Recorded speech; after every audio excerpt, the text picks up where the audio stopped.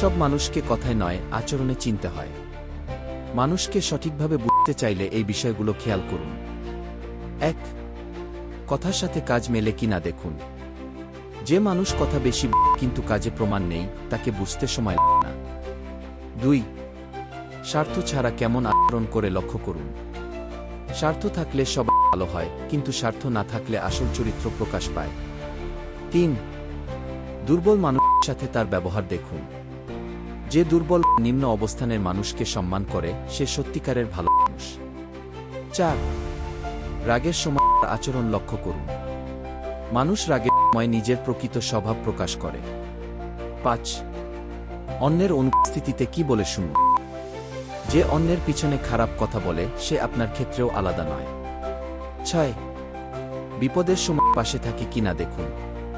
সুখের সঙ্গে অনেক, কিন্তু কঠিন সময়ে যারা থাকে তারাই সত্যিকারের মানুষ।